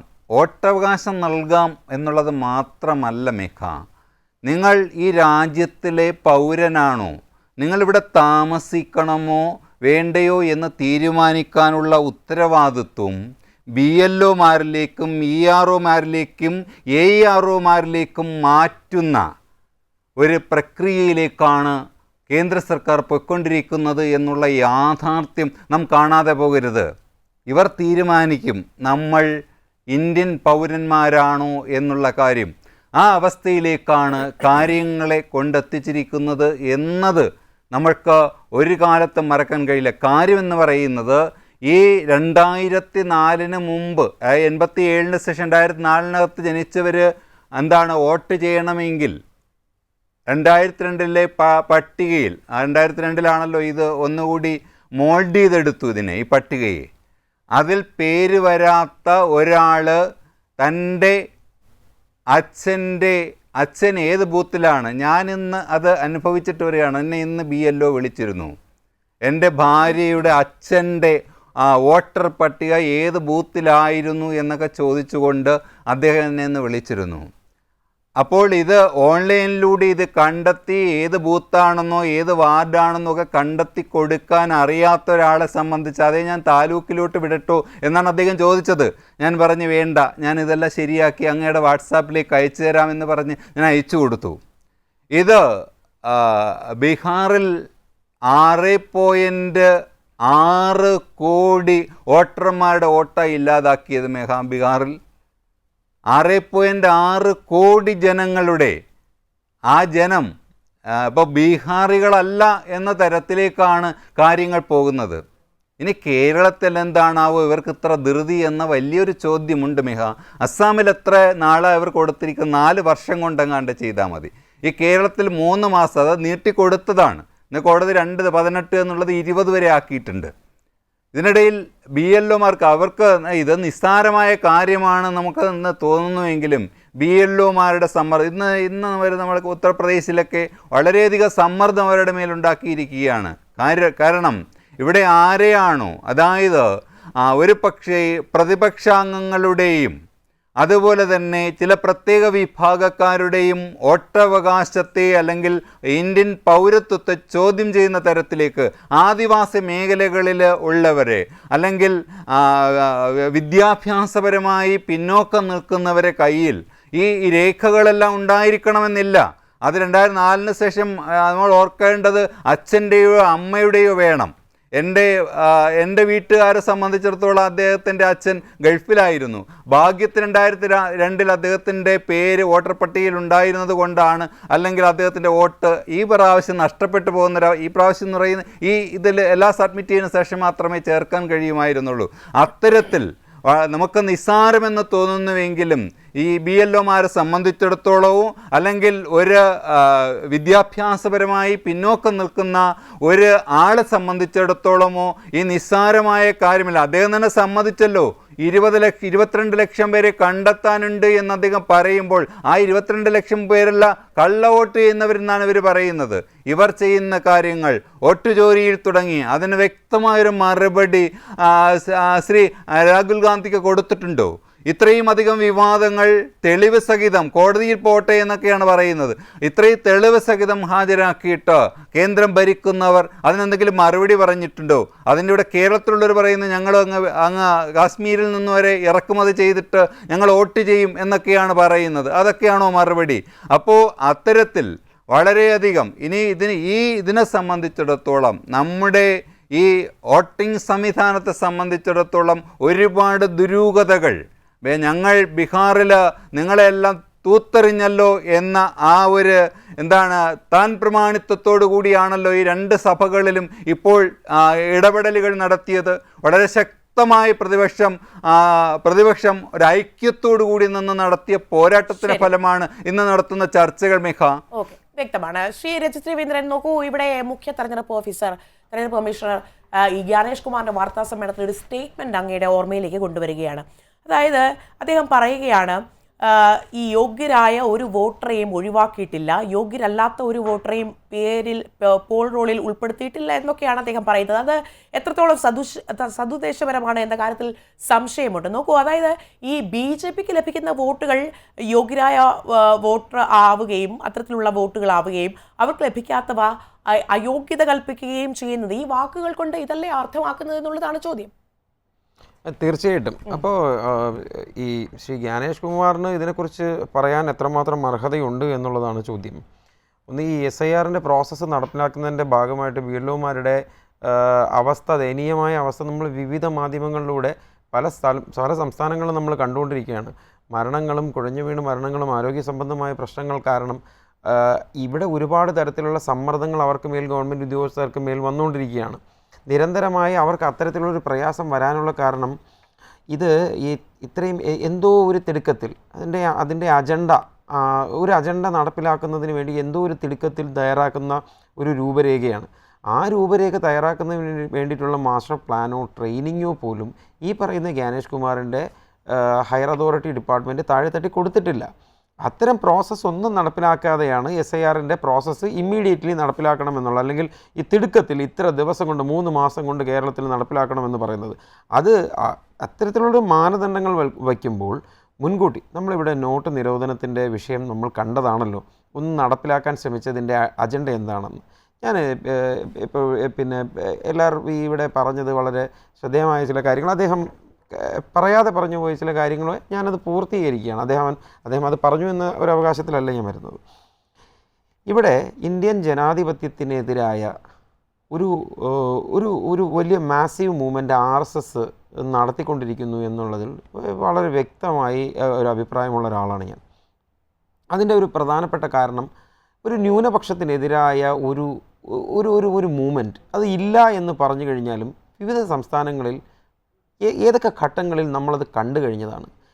ഉള്ളിൽ ഒരു ചെന്നായി ചിരിയും വച്ചിട്ട് ഈ നടപ്പിലാക്കാൻ പോകുന്നത് ഇന്ത്യയുടെ ജനങ്ങളുടെ ഒരു വികസന മുന്നേറ്റത്തിനാണ്, ഇവിടെ കടിച്ചു തൂങ്ങി നിൽക്കുന്ന കുറേയധികം തീവ്രവാദ മനോഭാവമുള്ളവരെ എടുത്ത് കളയാനാണ് എന്നൊക്കെ പറഞ്ഞു വന്നു കഴിഞ്ഞാൽ അതൊരു രാജ്യത്തിൻ്റെ രാജ്യസുരക്ഷയുമായി ബന്ധപ്പെട്ട വിഷയമാണ് എങ്കിൽ ജോർജ് സാർ പറഞ്ഞതുപോലെ നേരത്തെ തന്നെ വളരെ ക്ലിയറാണ്, അതൊരു ആഭ്യന്തര വകുപ്പിൻ്റെ ഒരു വിഷയമാണ്. അവർക്കത് വളരെ കൃത്യമായി നടപ്പിലാക്കാൻ കഴിയുമായിരുന്നുവെങ്കിൽ അവിടെ ഒരു പ്രയാസം ഉണ്ടാവില്ല.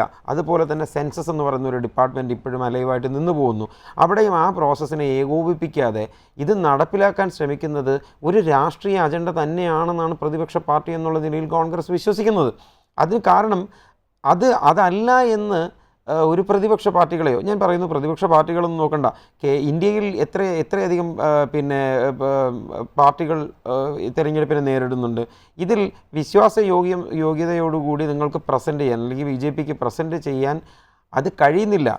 കാരണം പാർലമെൻ്ററി പ്രോസസ്സിലേക്ക് പോകേണ്ട ഒരു വിഷയത്തിനെ ഇലക്ഷൻ കമ്മീഷൻ നേരിട്ട് ഇടപെട്ട് കൈകാര്യം ചെയ്യുന്നു എന്ന് പറയുമ്പോൾ വ്യക്തതക്കുറവുണ്ട് എന്നുള്ളതിനകത്ത് സംശയമില്ലല്ലോ. അത് വളരെ നമുക്ക് ക്ലിയറാണ്, വ്യക്തതക്കുറവുണ്ട്. അതുകൊണ്ടാണ് നമ്മൾ ഈ ചർച്ച ചെയ്യുന്നത്. ഈ വ്യക്തതക്കുറവ് വരുന്ന സ്ഥലങ്ങളിൽ BJP RSS നേതൃത്വത്തിൽ നടത്താൻ ശ്രമിക്കുന്ന വലിയൊരു അജണ്ടയെക്കുറിച്ചാണ് ഞങ്ങൾ ഭയപ്പെടുന്നത്.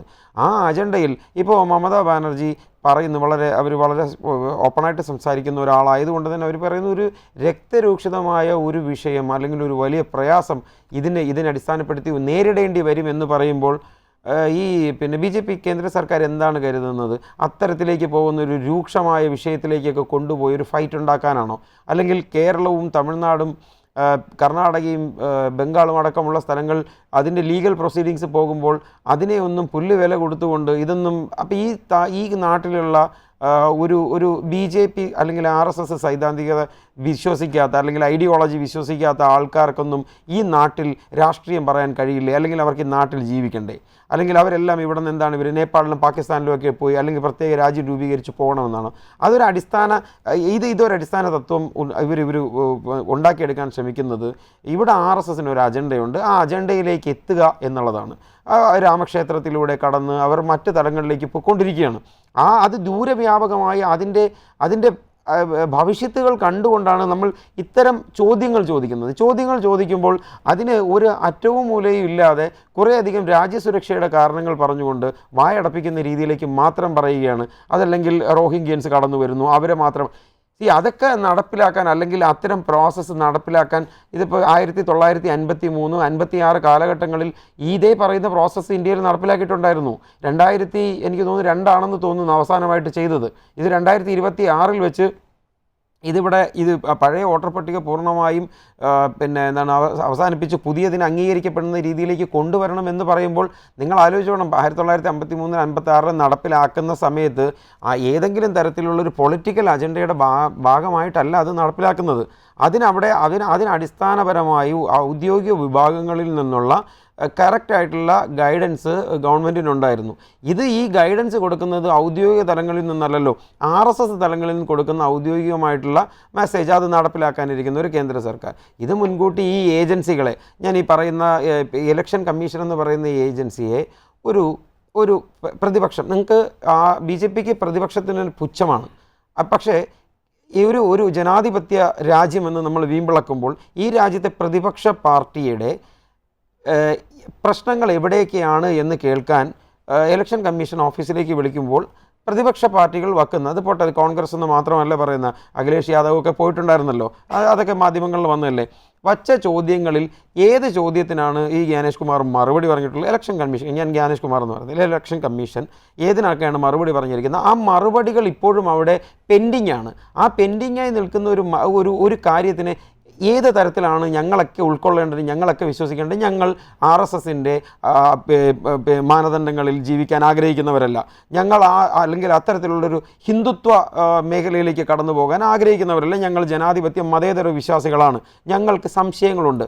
അത് ദൂരീകരിക്കാൻ കഴിയാത്ത ഒരു സർക്കാരിനെ സംബന്ധിച്ചിടത്തോളം പ്രതിപക്ഷ അല്ലെങ്കിൽ ഞങ്ങൾ വിഘടിത വിഭാഗങ്ങളിൽ പ്രവർത്തിക്കുന്ന ഒരു സാമൂഹ്യ സംഘടനകളിൽ പ്രവർത്തിക്കുന്ന വിവിധ ആളുകളുണ്ട്, അല്ലെങ്കിൽ മുസ്ലിംസ് ആയിരിക്കാം, ഞാൻ സ്ട്രെയിറ്റ് ആയിട്ട് തന്നെ പറയുകയാണ്, മുസ്ലിംസ് ആയിരിക്കാം. അപ്പോൾ അത്തരത്തിലുള്ള സംശയങ്ങൾ അത് ഭാവിയിൽ അല്ലെങ്കിൽ വരുന്ന തലമുറയ്ക്കൊക്കെ ഉണ്ടാകാൻ പോകുന്ന ഒരു അപകടത്തിന് സ്വാഭാവികമായ ഒരു ചിന്തയിൽ വരാം.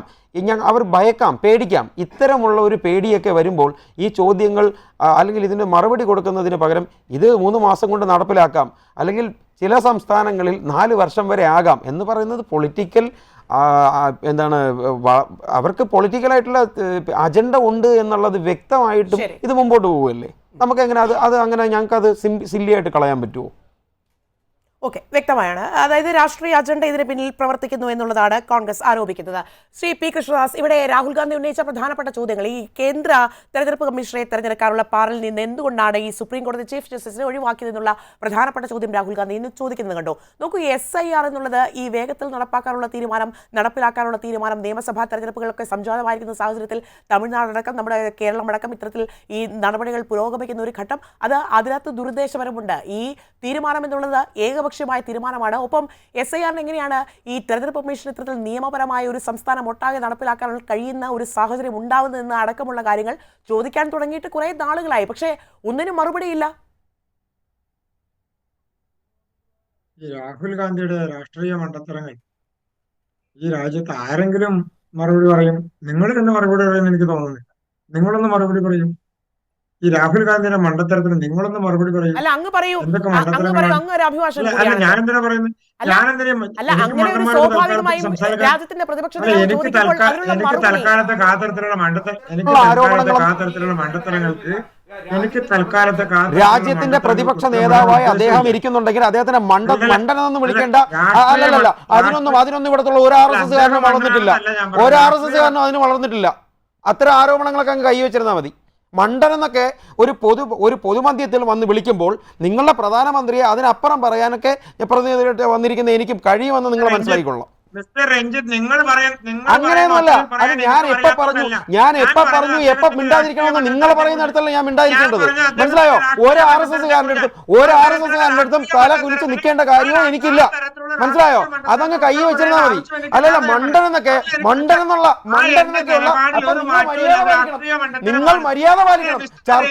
ചർച്ചയിൽ രാജ്യത്തിന്റെ പ്രതിപക്ഷ നേതാവായ ഒരാളെ മണ്ടൻ എന്നൊക്കെ അഭിസംബോധന ചെയ്യുമ്പോൾ നിങ്ങളും മര്യാദ പാലിക്കണം. അത് കേട്ടോണ്ടിരിക്കേണ്ട ഉത്തരവാദിത്വം എനിക്കില്ല. മനസ്സിലായോ?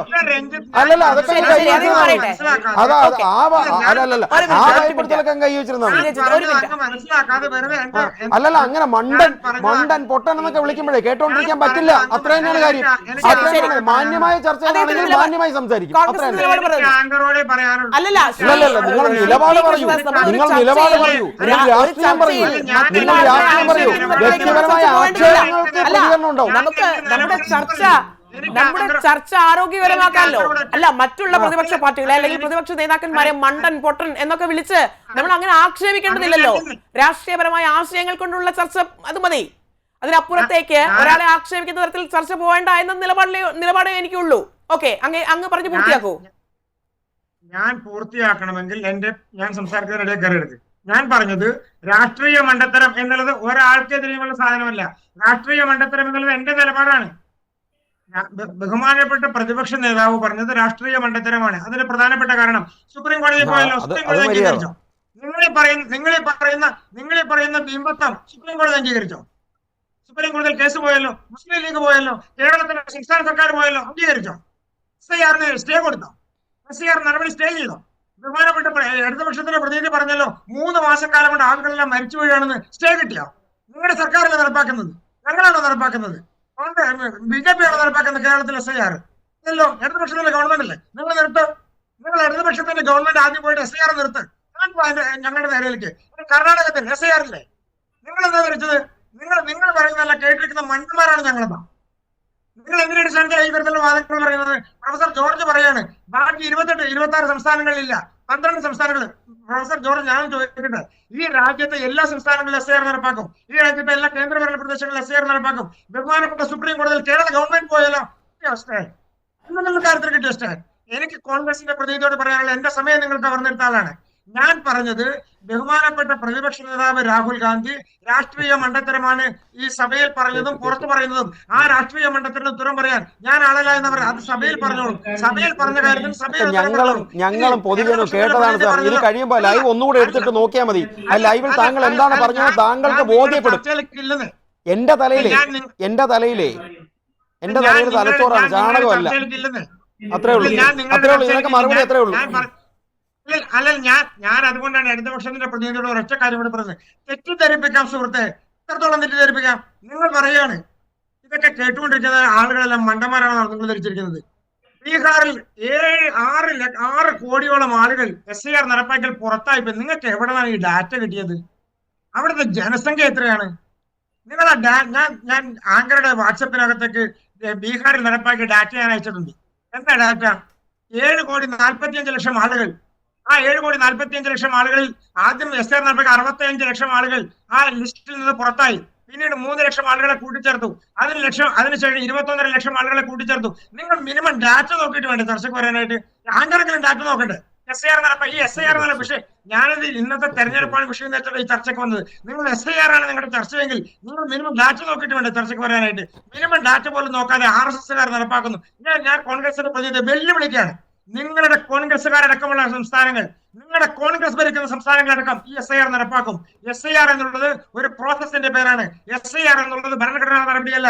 ഭരണഘടനാ നടപടി എന്ന് പറയുന്നത് തെരഞ്ഞെടുപ്പ് കമ്മീഷന്റെ അധികാരം ഉപയോഗിച്ചുകൊണ്ട് തെരഞ്ഞെടുപ്പ് കമ്മീഷൻ വോട്ടർ പട്ടികയിൽ വരുത്തുന്ന മാറ്റമാണ്. വോട്ടർ പട്ടികയിൽ മാറ്റം അതുകൊണ്ടാണ് ഞാൻ നിങ്ങൾ വീണ്ടും പറയുന്ന രാഷ്ട്രീയ മണ്ഡലം എന്ന് പറയുന്നത്. 2002 ആളുകൾക്ക് വോട്ട് കൊടുക്കും. 2002 ലിസ്റ്റ് പരിശോധിക്കുന്നതോടുകൂടി ബാക്കി ആളുകൾക്ക് മുഴുവൻ വോട്ട് നഷ്ടപ്പെടും. എന്റെ ഇടതുപക്ഷത്തിന്റെ സുഹൃത്തെ, നിങ്ങൾ മിനിമം എന്തുകൊണ്ടാണ് 2002 SIR ബേസായി എടുത്തിട്ടുള്ളത് എന്നുള്ള മിനിമം കാര്യം ഒന്ന് മനസ്സിലാക്കണ്ടേ? 2001 നടന്ന സെൻസസിന്റെ അടിസ്ഥാനത്തിൽ 2002 ഈ രാജ്യത്തെ എല്ലാ അസംബ്ലി മണ്ഡലങ്ങളും പാർലമെന്റ് മണ്ഡലങ്ങളും റീസ്ട്രക്ചർ ചെയ്തു. ആ റീസ്ട്രക്ചർ ചെയ്തതിന്റെ ബേസ് വെച്ചുകൊണ്ടാണ് 2002 ബേസ് ആയിട്ട് എടുത്തത്. 2011 സെൻസസിന്റെ അടിസ്ഥാനത്തിലല്ല. 2002 നടന്നിട്ടുള്ള രാജ്യത്തെ അസംബ്ലി സെഗ്മെന്റ്സ്, പാർലമെന്റ് സെഗ്മെന്റ്സ്, അതിന്റെ ഡിവിഷൻ നടന്നു. ആ പ്രോസസ്, അതായത് നാച്ചുറൽ ബൗണ്ടറി അനുസരിച്ചുള്ള ഡിവിഷൻ നടന്നു. അത് വോട്ടർ പട്ടികയുടെ അടിസ്ഥാനത്തിലാണ്, വോട്ടർമാരുടെ എണ്ണത്തിന്റെ അടിസ്ഥാനത്തിലാണ്, സെൻസസിന്റെ അടിസ്ഥാനത്തിൽ മാത്രമല്ല. 2001 നടന്ന സെൻസസിന്റെ അടിസ്ഥാനത്തിൽ നടന്ന 2002 പാർലമെന്റ് അസംബ്ലി കോൺസ്റ്റിറ്റ്യുവൻസികളുടെ റീസ്ട്രക്ചറിംഗിന്റെ അടിസ്ഥാനത്തിലാണ്. നിങ്ങൾ ഈ കാര്യങ്ങൾ ബേസിക് ആയി മനസ്സിലാക്കാതെ, അല്ലെങ്കിൽ ബേസിക് ആയി ജനങ്ങളോട് പറയാം. നിങ്ങൾ മനസ്സിലാക്കില്ല എന്നല്ല, നിങ്ങൾക്കതറിയാം, നിങ്ങളത് ജനങ്ങളോട് പറയുന്നില്ല. അത് കോൺഗ്രസിന്റെ പ്രതിനിധിക്ക് പറയാം, ഇടതുപക്ഷത്തിന്റെ പ്രതിനിധിക്ക് പറയാം, പ്രൊഫസർ ജോർജിനും അറിയാം, ആങ്കർക്കും അറിയാം. നിങ്ങൾക്കത് പറയാനുള്ള മടി. അതിന് RSSകാരെല്ലാം പട്ടികയിൽ ചേർക്കുകയാണ്, BJPക്കാരെല്ലാം പട്ടികയിൽ ചേർക്കുകയാണ്. എന്റെ കോൺഗ്രസിന്റെ പ്രതിനിധി ശ്രീ രഞ്ജിത്തെ, നിങ്ങളൊരു മിനിമം കാര്യമൊന്ന് ഈ നാട്ടിൽ ജനങ്ങളോട് പറയേ. വോട്ടർ പട്ടികയിൽ പേര് ചേർക്കാൻ RSS ഓഫീസിൽ നിന്ന് ലെറ്റർ വേണ്ട, BJP ഓഫീസിൽ നിന്ന് ലെറ്റർ വേണ്ട. നിങ്ങളുടെ വോട്ടർ ID കാണിച്ചാൽ മതി. 2002 വോട്ടർ IDയുടെ അടിസ്ഥാനത്തിൽ, 2002 ഞാൻ വീണ്ടും ഉറപ്പിച്ച് പറയുന്നത്, 2001 സെൻസസിന്റെ അടിസ്ഥാനത്തിൽ, 2002 റീസ്ട്രക്ചറിംഗിന്റെ അടിസ്ഥാനത്തിൽ, അതിന്റെ അടിസ്ഥാനത്തിൽ ഇടതുപക്ഷത്തിന്റെ പ്രതിനിധി മറ്റൊരു കാര്യം കൂടി വിശാലമായി പറയുകയാണ്. സ്വന്തം ഉദാഹരണം അങ്ങ് പറഞ്ഞാൽ ജനങ്ങളങ്ങ് വിശ്വസിക്കുമല്ലോ. എന്റെ വീട്ടിൽ, നിങ്ങളുടെ വീട്ടിൽ താങ്കളോട് ഇടപെടുന്നില്ല. താങ്കൾ എന്നോട് ചോദിച്ചതിന് ശേഷം താങ്കൾ സ്കിപ്പായി പോയി. ആ ചോദ്യം ഒന്ന് പൂർത്തീകരിക്കാമോ? എനിക്ക് മറുപടി ആ പരിപാടി ഞാനില്ല നിങ്ങളുടെ ചർച്ചയ്ക്ക്. ആ പരിപാടി വേണ്ട. നിങ്ങൾ കോൺഗ്രസിൽ ചർച്ച നടത്താനാണ് ഞങ്ങൾ വിളിക്കണ്ട, ഞങ്ങളെ ചർച്ചയ്ക്ക് വിളിക്കേണ്ടത്. അല്ലല്ല, അങ്ങ് പറഞ്ഞു പൂർത്തിയാക്കണം, വളരെ വേഗം പറഞ്ഞു പൂർത്തിയാക്കണം. 3 മിനിറ്റ് മാത്രമേ ഉള്ളൂ, ആകെ 3 മിനിറ്റേ ഉള്ളൂ, 30 സെക്കൻഡ് കൂടി. അത്ര മതി, എനിക്ക് അത്ര മതി. ഇടതുപക്ഷത്തിന്റെ പ്രതിനിധി സ്വന്തം ഉദാഹരണം അങ്ങ് പറയാണ്. എന്റെ വീട്ടിൽ വിളിച്ച് അച്ഛൻ്റെ അമ്മയുടെയും ബൂത്ത് ചോദിച്ചു. നിങ്ങളുടെ വീട്ടിൽ ബൂത്ത് ചോദിക്കും. കാരണം നിങ്ങൾ 2002 നിങ്ങളുടെ അച്ഛനും അമ്മയും വോട്ടറാണെങ്കിൽ നിങ്ങളുടെ ബൂത്ത് ഏതാണെന്ന് അറിയാൻ ചോദിക്കും. നിങ്ങളുടെ മാത്രമല്ല, എന്റെയും ചോദിച്ചിട്ടുണ്ട്. ഈ ഇരിക്കുന്ന പാനലിൽ ഇരിക്കുന്ന എല്ലാവരുടെയും ചോദിക്കും. കേരളത്തിലെ മുഴുവൻ ആളുകളുടെയും ചോദിക്കും. ഈ നിങ്ങൾ ഇടതുപക്ഷം ഭരിക്കുന്ന സംസ്ഥാനം ഉണ്ടല്ലോ, ഇപ്പൊ കൊടുത്തിരിക്കുന്ന SIR ഫോം ഉണ്ടല്ലോ, അതിൽ തന്നെ 10 ലക്ഷം ആളുകൾ അഡീഷണൽ ആണെന്നാണല്ലോ നാളിതുവരെ ഇന്ന് വരെ നടന്നിട്ടുള്ള റിപ്പോർട്ടിന്റെ അടിസ്ഥാനത്തിൽ 10 ലക്ഷത്തിലധികം ആളുകൾ അഡീഷണൽ ആണെന്നാണല്ലോ വന്നിരിക്കുന്നത്. അതായത് തെറ്റായ വോട്ട് ചേർത്തിട്ടുള്ള ആളുകൾ എങ്ങനെ വന്നു? ഇതിനെ സംബന്ധിച്ച് ഇത് റെക്ടിഫിക്കേഷൻ നടത്താൻ ഞാൻ എന്റെ സമയം അവസാനിപ്പിക്കുകയാണ്. ഞാൻ നിങ്ങളുടെ ചർച്ചയ്ക്ക് ഇനിയില്ല. ഞാൻ നിങ്ങൾ ആരെ വേണമെങ്കിലും വിളിച്ച് ചർച്ച നടത്തുമ്പോൾ അല്ല, ഇവിടെ ഇപ്പോൾ എന്താ സംഭവിച്ചത്?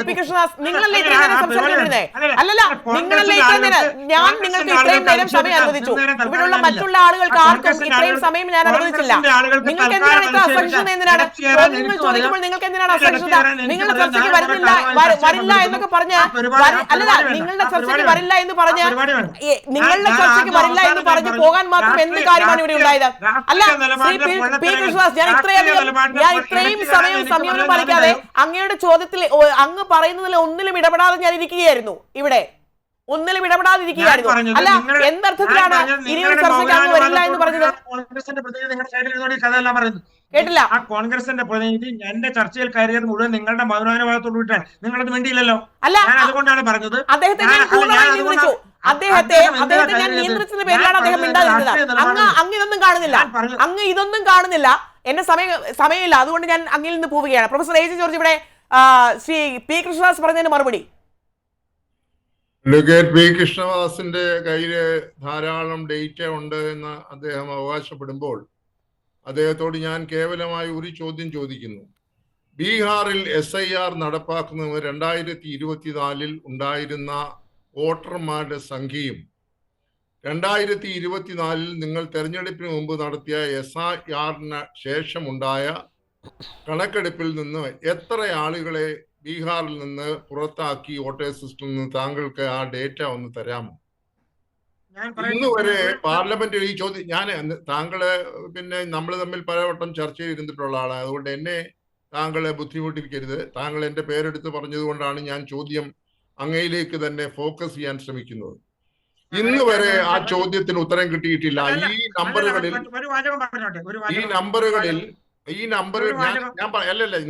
എനിക്ക് സമയം പോകും, എന്റെ നഷ്ടപ്പെടും. ഞാൻ ഇപ്പൊ വഴങ്ങുന്നില്ല. അതല്ല, അങ്ങാണല്ലോ ആദ്യം പറഞ്ഞത്. അങ്ങയുടെ അങ്ങ് എന്നെ പരാമർശിച്ചപ്പോൾ ഈ ഒരു കണക്ക് എന്നെ പോലെയുള്ള വിഡ്ഢികളെ അങ്ങക്ക് വിശ്വസിക്കാമെന്ന് വിചാരിച്ചാൽ, സാധാരണ കണ്ടുകൊണ്ടിരിക്കുന്നവർക്ക് വായി തോന്നുന്ന കണക്ക് പറഞ്ഞാൽ വിശ്വസിക്കില്ല. ഇതൊന്നും ഇവിടെ നോകത്തില്ല, ഇതൊന്നും പോകത്തില്ല. ഇതൊക്കെ കൃത്യമായി ഉണ്ടാക്കുന്ന രേഖകളാണ്. അതായത് ഇത് കാണാമോ? നിങ്ങളുടെ സർവേ ഏജൻസികളെല്ലാം കൃത്രിമങ്ങൾ നമ്മുടെ ഉണ്ടാക്കി കയ്യിലുണ്ടേ. കള്ളക്കണക്കുകൾ നമ്മുടെ കയ്യിൽ data ഉണ്ട് പുറപ്പെടുവിക്കുന്ന കേട്ടോ. സർവേ ഏജൻസി ആയതുകൊണ്ട് സർവേയുടെ ദേശീയ ഉദ്യോഗസ്ഥൻ പോലും ജോലി രാജിവെച്ചിട്ട് പോയതാണ്.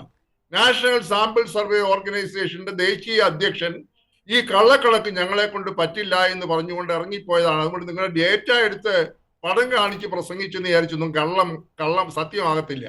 അതുകൊണ്ട് താങ്കളുടെ ഈ വായി തോന്നുന്ന ഒരു കണക്കൊന്നും ഡേറ്റ ആയിട്ട് ഞാൻ അംഗീകരിക്കാൻ തയ്യാറല്ല. ഇനി ഞാൻ പറയാം, താങ്കൾ പറഞ്ഞല്ലോ ചോദ്യങ്ങൾക്ക് ഉത്തരം പറയും. ഞാൻ താങ്കളോട് സ്പെസിഫിക് ആയിട്ട് 3 ചോദ്യങ്ങൾ ചോദിച്ചു. വളരെ വളരെ ഡയറക്റ്റ് ആയിട്ടാണ് ചോദിക്കുന്നത്. അതിന് ഉത്തരം പറയാൻ കഴിയുമെന്നുണ്ടെങ്കിൽ എന്നെ മണ്ടനാണെന്ന് വിളിച്ചാലും എനിക്ക് വിരോധമില്ല. പക്ഷെ ഞാൻ ചോദിച്ച ചോദ്യങ്ങൾക്ക് ഉത്തരം പറയണം. കോൺസ്റ്റിറ്റ്യൂഷണൽ അവകാശവും റൈറ്റും ഇല്ല. താങ്കളൊരു അഭിഭാഷകനാണല്ലോ. ഭരണഘടന നൽകുന്ന അവകാശവും അധികാരവും ഇല്ലാതെ ഭരണഘടനയുടെ ഉള്ളിൽ നിന്ന് പ്രവർത്തിക്കേണ്ടതായിട്ടുള്ള ഒരു ദേശീയ തെരഞ്ഞെടുപ്പ് അല്ലെങ്കിൽ ഇലക്ഷൻ കമ്മീഷൻ ഓഫ് ഇന്ത്യക്ക് ഈ തരത്തിൽ SIR നടത്താൻ എന്ത് അവകാശമാണ് ഉള്ളതെന്നുള്ളതിന് താങ്കൾ ഉത്തരം പറയണം. 1. 2, ഞാൻ ചോദ്യം ചോദിച്ചു പോവുക. അപ്പൊ ഭരണഘടനയെ ലംഘിച്ചുകൊണ്ട് ഈ തരത്തിൽ ഇത്തരത്തിലുള്ള ഇടപാട് നടത്താൻ നിങ്ങളുടെ പ്രധാനമന്ത്രി കൊടുക്കുന്ന നിർദ്ദേശത്തിന് മുമ്പിൽ വാലാട്ടി നിൽക്കുന്ന ഒരു ഇലക്ഷൻ കമ്മീഷൻ ഓഫ് ഇന്ത്യ ആണെന്ന് ആവർത്തിച്ച് തെളിയിച്ചിരിക്കുന്നു എന്ന് ഞാൻ ശക്തമായി അടിവരയിട്ട് പറയുന്നു. ഇലക്ഷൻ കമ്മീഷന് മാന്യമായ ഒരു നിഷ്പക്ഷത ഈ 2014 മുമ്പ് വരെ ഉണ്ടായിരുന്ന ഒരു രാജ്യം ഇന്ന് ഇലക്ഷൻ കമ്മീഷൻ എന്ന് പറയുന്നത് പ്രധാനമന്ത്രിയുടെയും ആഭ്യന്തരമന്ത്രിയുടെയും പാദസേവകരായി മാറിയിരിക്കുന്നു എന്ന് പറയുന്ന ദുരന്തത്തിലാണ് ഇന്ന് ഇന്ത്യ മഹാരാജ്യം നിൽക്കുന്നത്. ഇവിടെ പ്രധാനമന്ത്രിയുടെ വിദ്യാഭ്യാസ യോഗ്യതയെ കുറിച്ചൊക്കെ ചോദ്യം ചെയ്തപ്പോഴൊക്കെ സുപ്രീം കോടതി അതൊന്നും പറയത്തില്ലെന്ന് പറഞ്ഞല്ലോ. അപ്പൊ സുപ്രീം കോടതി പറയുന്നതെല്ലാം അങ്ങ് വേദവാക്യമാണെന്ന് ഒരു ജനാധിപത്യ രാജ്യത്തിൽ അതുപോലെ വിഴുങ്ങാനായിട്ട് എല്ലാവർക്കും സാധ്യമല്ല. അഭിപ്രായം പറയാനുള്ളത് പറഞ്ഞിരിക്കും. ഒന്നാമത്തെ കാര്യം, നിങ്ങൾ മേഘ എനിക്ക് ഏറ്റവും കുറച്ച് സമയം തന്നുള്ളൂ, 2 മിനിറ്റ് കൊണ്ട് തരണം. അതായത് ഒന്നാമത്തെ എന്റെ ചോദ്യം, ഭരണഘടനയ്ക്ക് അനുവദിക്കാത്ത അധികാരം പ്രയോഗിക്കാൻ നിങ്ങളെ ആര് അനുവാദം തന്നു എന്നുള്ളതിന് ഉത്തരം പറയണം. 2, ഞാൻ പറഞ്ഞത്, താങ്കൾ പറഞ്ഞു ഞാൻ ചില സംസ്ഥാനങ്ങളുടെ കാര്യം പറഞ്ഞു. നിങ്ങൾ ബോധപൂർവമല്ലേ ബീഹാറിൽ ഇലക്ഷൻ വന്നപ്പോൾ അതിന് തൊട്ട് മുമ്പ് SIR നടത്തിയത്? ആളുകളെ മാറ്റം ചെയ്യുന്നതിന് വേണ്ടിയല്ലേ നിങ്ങൾ ചെയ്തത്? നിങ്ങളിപ്പോ ചെയ്യുന്നത് പശ്ചിമ ബംഗാളിലും തമിഴ്നാട്ടിലും കേരളത്തിലും അടുത്ത വർഷം ഇലക്ഷൻ നടക്കാൻ പോവുകയാണ്. നിങ്ങളുടെ പട്ടികയിൽ ഉണ്ടല്ലോ, ഇവിടെയാണല്ലോ SIRന് ഇത്ര വലിയ അമിതാവേശത്തോടുകൂടി നടക്കുന്നത്. അതുകൊണ്ട് ഞാൻ തുടക്കത്തിൽ പറഞ്ഞു, ദുഷ്ടലാക്കോടുകൂടിയും ദുരുദ്ദേശത്തോടും കൂടിയാണ് നടത്തുന്നതെന്ന് പറഞ്ഞു. മൂന്നാമതൊരു ചോദ്യം കൂടെ ഞാൻ ചോദിക്കാം, ഇതിന് 3നും താങ്കൾ ഉത്തരം പറയാതെ പോകരുത്. അതായത് ഞാൻ പറഞ്ഞു ഇന്ത്യയിലെ പൗരന്മാർക്ക് മാത്രമേ വോട്ടവകാശമുള്ളൂ. ഇന്ത്യയിലെ പൗരന്മാരെ നിർണ്ണയിക്കാൻ ഇലക്ഷൻ കമ്മീഷന് ഏത് വകുപ്പ് പ്രകാരമാണ് അധികാരം കൊടുത്തതെന്നുള്ളത് താങ്കൾ ആ വകുപ്പ് ഒന്ന് ചൂണ്ടിക്കാണിക്കണം. ശരി, അതാണ് പ്രധാനപ്പെട്ട കാര്യങ്ങൾ. സമയപരിധി ഉള്ളത് കൊണ്ടാണ് ഞാൻ കൃഷ്ണദാസിലേക്ക് വരാം. ശ്രീ രജിത് രവീന്ദ്രൻ, വളരെ വേഗത്തിൽ 30 സെക്കൻഡേ ഉള്ളൂ, നമ്മുടെ സമയം പൂർണ്ണമായി അവസാനിച്ചു. എങ്കിൽ കൂടി ഒരൊറ്റ കാര്യം മാത്രം പറയാം. ഞങ്ങളുടെ കയ്യിൽ ഒരു ഡേറ്റയുടെ അടിസ്ഥാനത്തിൽ ഒരു കാര്യം മാത്രം പറഞ്ഞുകൊണ്ട് ഞാൻ അവസാനിപ്പിക്കാം. ഈ ബീഹാറിലെ മൊഹാനിയ ഒരു SC കോൺസ്റ്റിറ്റ്യുവൻസിയാണ്. അവിടെ ഡിലീറ്റഡ് വോട്ടേഴ്സ് ഇരിക്കുന്നത് 18,913. അവിടെ BJP ആണ് ജയിച്ചിരിക്കുന്നത്. ഒപ്പം അവിടുത്തെ വോട്ട് വന്നിരിക്കുന്നത് 76,290 ആണ്. അതോടൊപ്പം ഒരു കാര്യം കൂടെ പറയാം, അവിടുത്തെ മാർജിൻ മാർക്ക് ചെയ്തിരിക്കുന്നത് 18,752. 161 ഡിലീറ്റഡ് മാർജിൻ വരുന്നത്. അപ്പോൾ സാറിൻ്റെ കയ്യിൽ ആ ഡേറ്റ ഇല്ല എന്നുണ്ടെങ്കിൽ ഞാൻ ഇത് കഴിഞ്ഞുകൊണ്ട് തന്നെ അയച്ചു തരാം, പേഴ്സണലി നമുക്ക് സംസാരിക്കാം. അപ്പോൾ ഈ മാർജിനിൽ പോലും ഫേക്ക് ആണ് എന്നുള്ളത് വളരെ കൃത്യമായി ഞങ്ങൾ കണ്ടെത്തിയിരിക്കുകയാണ്. അപ്പോൾ പിന്നെ ഞങ്ങൾ എങ്ങനെയാണ് മറ്റേ അംഗീകരിക്കേണ്ടത്? ശരി, ശ്രീ എല്ലാവരും കൂട്ടിച്ചേർക്കുന്ന എന്തെങ്കിലും ഉണ്ടെങ്കിൽ 1-2 കാര്യങ്ങൾ. ഒന്ന്, കൃഷ്ണ സാർ പറഞ്ഞ കാര്യം എന്ന് പറയുന്നത്, ഞാനത് വോട്ട് നഷ്ടപ്പെട്ട കാര്യം എന്ന് പറയുന്നത് 7.9 ഓക്കെ, പിന്നീട് വന്നപ്പോൾ 7.24 കോടിയായി മാറി. 65 ലക്ഷം വോട്ട് നഷ്ടപ്പെട്ടല്ലോ സാർ. അത് സാർ തെറ്റ്, അത് പറഞ്ഞു വന്നപ്പോൾ ഒരു മിസ്റ്റേക്ക് സാർ സൂചിപ്പിച്ചതിന് നന്ദി. പക്ഷേ 65 ലക്ഷം പേർക്ക് വോട്ട് നഷ്ടപ്പെട്ടോ? ജോർജ് സാറ് പറഞ്ഞത് ശരിയാണ്. 2.4 കോടിയായി അത് കുറഞ്ഞു. 7.24 കോടിയായി അത് കുറഞ്ഞു. മനസ്സിലായില്ലേ? ഇനി ഒരു കാര്യം കൂടെ എന്ന് പറഞ്ഞാൽ 2002 തന്നെയാണ് അത് ഒന്ന് മോഡിഫൈ ചെയ്ത് അത് തന്നെയാണ് ഇപ്പോൾ സ്വീകരിച്ചിരിക്കുന്നത്. ഏതായാലും കേരളത്തിൽ ധൃതി വയ്ക്കും അരക്കോടി വോട്ട് നഷ്ടപ്പെടും സാറേ. ഈ കേരളത്തിൽ ധൃതി വയ്ക്കുന്നതിന് കാരണമുണ്ട്. 2 വിഭാഗത്തെ ലാക്കാക്കിയാണ് ഈ ധൃതി വയ്ക്കുന്നത് എന്നുള്ളതിന് യാതൊരു സംശയമില്ല. ശ്രീ പി കൃഷ്ണദാസ് ലൈനിലുണ്ടെങ്കിൽ അങ്ങേക്ക് വളരെ വേഗത്തിൽ ഇതിനുള്ള മറുപടി പറയാൻ കഴിയുമെങ്കിൽ. കാര്യമേ ഉള്ളൂ. ഇലക്ഷൻ കമ്മീഷൻ വളരെ വേഗത്തിൽ പൂർത്തിയാക്കണേ. നമ്മുടെ സമയം പൂർണ്ണമായി അവസാനിച്ചു, അതുകൊണ്ടാണ്. അല്ല, ഞാൻ പൂർത്തിയാക്കാണ്. ജോർജ് സാറിനുള്ള ഉത്തരം ഇലക്ഷൻ കമ്മീഷന്റെ വെബ്സൈറ്റിലുണ്ട്. ജോർജ് സാർ, നിങ്ങൾക്ക് പരിശോധിക്കാവുന്നതാണ്. നിങ്ങൾക്കെല്ലാം, ആങ്കർക്കും ശരി, കോൺഗ്രസിന്റെ പ്രതിനിധിക്കും ഇടതുപക്ഷത്തിനും എല്ലാം ഇത് പരിശോധിക്കാവുന്നതാണ്. ഓക്കെ, വളരെ വ്യക്തമാണ്. നമ്മുടെ ചർച്ചയുടെ സമയം പൂർണ്ണമായി അവസാനിച്ചു. ചർച്ചയിൽ പങ്കെടുത്ത 4 പാനലിസ്റ്റുകൾക്കും നന്ദി പറയുകയാണ്. ഡിബേറ്റ് 360 പൂർണ്ണമാകുന്നു. വാർത്തകൾ തുടരും. ജയ്.